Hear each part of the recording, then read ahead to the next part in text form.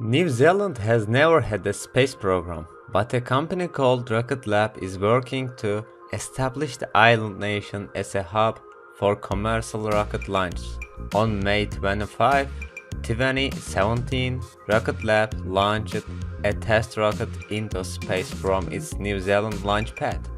Although the rocket didn't reach orbit as hoped, company officials are not discouraged. That first test was only the beginning. It was a fantastic flight, and we are really happy with the performance of the vehicle, said company founder Peter Beck.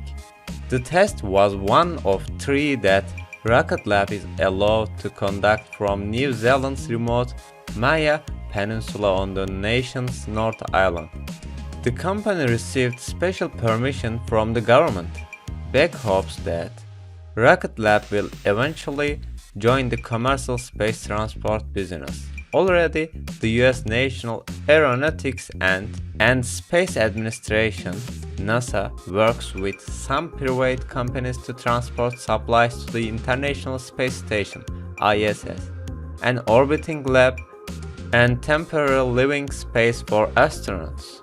But Rocket Lab sees a need for a company that will deliver small devices, some not much bigger than a smartphone, into low Earth orbit. These small satellites will be used for everything from monitoring crops to providing internet service. Rocket Lab's Electron rocket is different from rockets that have been designed by other private companies like US company SpaceX.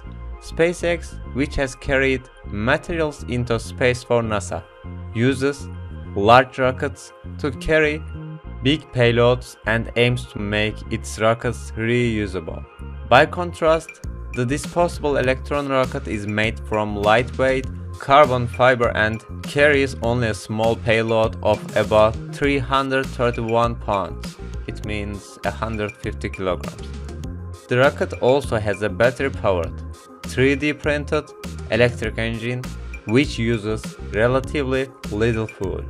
Because of this design, each launch will cost just $5 million, a tiny fraction of a typical rocket launch. Eventually, Rocket Lab hopes to be able to launch one rocket every week. Since New Zealand has never had a government space program, politicians are working feverishly on laws related to space launches. Such legislation will outline parameters for the use of rocket technology, the implementation of safety measures, and more. The government of New Zealand has also set up a small space agency to regulate launch and space activity. News of Rocket Lab's test launch had New Zealanders talking. While some were upset that rocket launch could result in the temporary closure of roads and fishing grounds, others were excited. Space launch could have a positive impact on New Zealand's economy. Rocket Lab could be the first of many New Zealand-owned companies to enter the space industry. Simon Bridges, New Zealand's Economic Development Minister, says the space industry could bring hundreds of millions of dollars each year into New Zealand. He envisions spin-off companies and high-paying jobs, many of which will be built on the back of Rocket Lab. For example, some of these companies could create materials for use in space.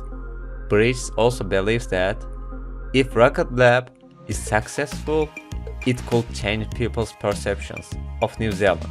Many outsiders associate the nation with farmland or with the pastoral landscape from The Lord of the Rings movie series, which was filmed in New Zealand, but becoming home to a developing space industry could win New Zealand a reputation as a technologically savvy nation on the rise. For us to go into space and be in the first couple of handfuls of countries in the world is pretty impressive, said Bridges. Thanks for watching. Take care of yourself.